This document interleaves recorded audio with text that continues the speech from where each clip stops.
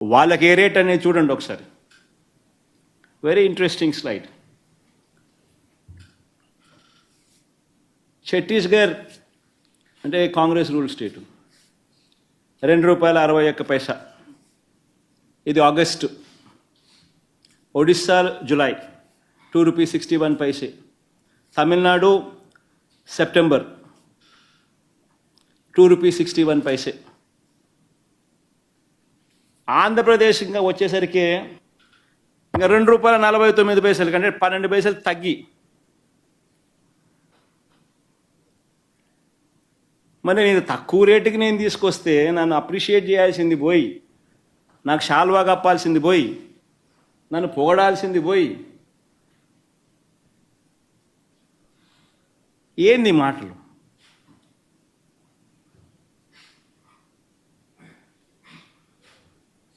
షాల్వా కప్పాల్సింది పోయి, పొగడాల్సింది పోయి, నాకు ఇంకా అవార్డు ఏదైనా ఉంటే నాకు ఇవ్వాల్సింది పోయి.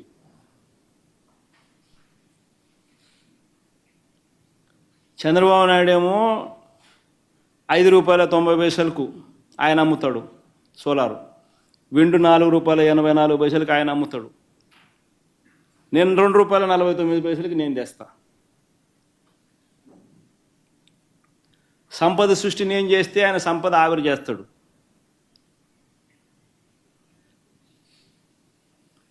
అంటే ధర్మం న్యాయం అనేది ఎక్కడో ఉండాలి కదా అంటున్నా. ఎక్కడ ధర్మం లేదు, న్యాయం లేదు, మంచి చేసిన వాళ్ళ మీద రాలేయడమే.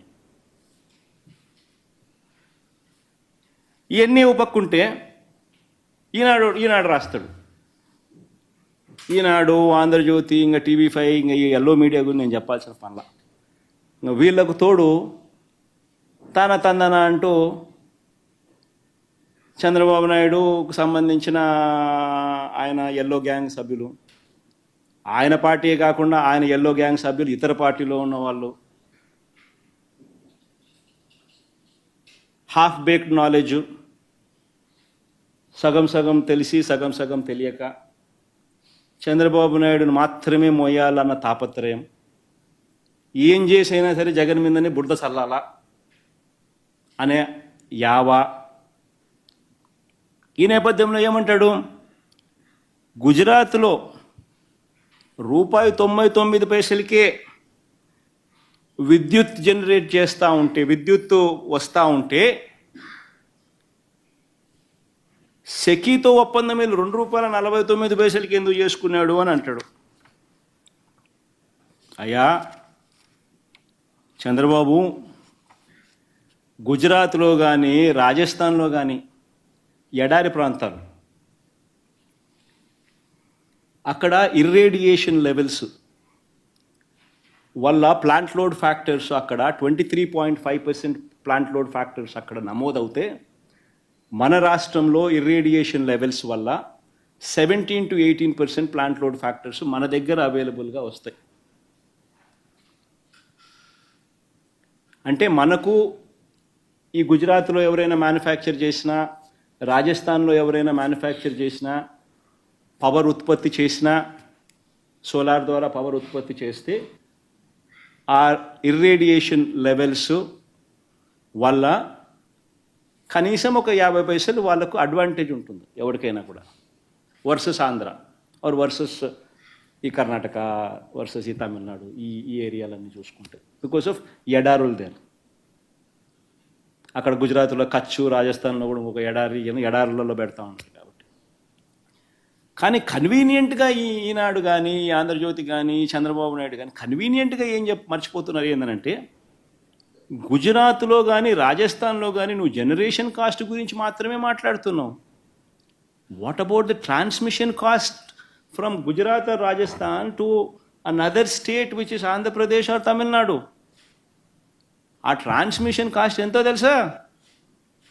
ఇంతకుముందు నేను చెప్పిన మరో ₹2 per యూనిట్. అంటే రాజస్థాన్లో కానీ గుజరాత్లో కానీ somebody producer solar power at ₹99 లేకపోతే ₹2 లేకపోతే ఎవరైనా ₹2.10 ఎవరైనా చేస్తే, అది ఆంధ్ర రాష్ట్రానికో, తమిళనాడుకో, కర్ణాటకకో ట్రాన్స్పోర్ట్ చేసేసరికి ఇంటర్ స్టేట్ ట్రాన్స్మిషన్ ఛార్జెస్ ఎంత తెలుసా? మరో ₹98. మరి ఈనాడు గుజరాత్ గురించి రాస్తాడు రెఫరెన్స్. ఆ రాసేటప్పుడు ఆయన గుజరాత్ టెండర్లకు ₹99 అని చెప్పిన చోట ఎక్కడ జనరేట్ చేస్తున్నారు, ఎక్కడ కన్జ్యూమ్ చేస్తున్నారు అన్నది ఒక్కసారి గమనిస్తే to be setup in Gujarat అంటే manufacturing is taking place in Gujarat. ఇటువైపున సర్కిల్ అమ్మేది డిస్కామ్స్ ఎక్కడ మధ్య గుజరాత్ అంటే గుజరాత్లోనే దక్షిణ గుజరాత్, ఉత్తర గుజరాత్, మధ్య గుజరాత్. ప్రపంచానికి తెలిస్తే ప్రపంచం ఇప్పుడు ఆంధ్ర రాష్ట్రంలో మన భారతదేశంలో జరిగిన అవినీతి గురించి మాట్లాడుకుంటుంది అంటే ఇది సిగ్గుచేటు కాదా? మన దేశం పరువు అదాని గారు తీస్తే రాష్ట్ర పరువు జగన్మోహన్ రెడ్డి గారు తీశారు. ఈ రోజు అంతర్జాతీయ స్థాయిలో అదాని అవినీతి గురించి, జగన్మోహన్ రెడ్డి గారి అవినీతి గురించి, మిగతా ముఖ్యమంత్రుల గురించి, ఎవరైతే డబ్బులు తీసుకున్నారో వీళ్ళ అవినీతి గురించి అంతర్జాతీయ స్థాయిలో మాట్లాడుతున్నారు. మరి ముఖ్యంగా అవినీతి 2100 కోట్లు ఇస్తే 86% అంటే 1750 కోట్ల రూపాయలు అప్పుడు ముఖ్యమంత్రి జగన్మోహన్ రెడ్డి గారికే ఇచ్చామని సాక్ష్యాలు ఆధారాలతో సహా ఈ ఏజెన్సీలన్నీ అక్కడ అన్ని సేకరించిన తర్వాత ఛార్జ్ షీట్ కూడా ఫైల్ చేసి ట్రయల్ కు వాళ్ళు రెడీ అవుతున్నారు. అక్కడేమో ఇంత ఆధారాలు సాక్ష్యాలు ఉండి వాళ్ళు ట్రయల్ కూడా రెడీ అవుతుంటే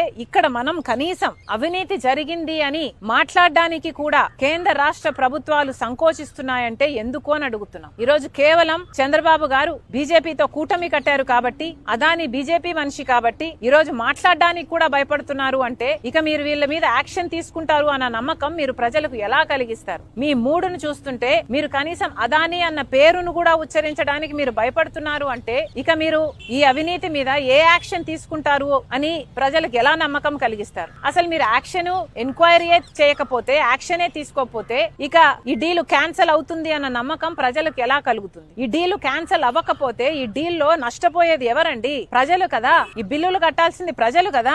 ఇంత అత్యధికంగా అధిక రేటుకు కరెంటు కొంటాము అని జగన్మోహన్ రెడ్డి గారి ప్రభుత్వం సంతకాలు పెట్టి అది అదాని పవర్ దగ్గర నుంచి కొంటే ఈ అధికం మొత్తం చెల్లించాల్సింది ఆంధ్ర రాష్ట్ర ప్రజలు. మరి వాటి గురించి ఏం చేస్తున్నారు? ఎవరు ఆలోచన చేస్తున్నారు? అధికారంలో ఉన్న వాళ్ళు ఎందుకు మాట్లాడటం లేదు? చంద్రబాబు గారి పార్టీయే ఆ రోజుల్లో పయావులు కేశవ్ అనుకుంటా అప్పుడు ఫైనాన్స్ మినిస్టర్, ఆయన గారే ఈ డీల్ జరుగుతున్నప్పుడే అవినీతి జరుగుతుంది అని చెప్పటం జరిగింది.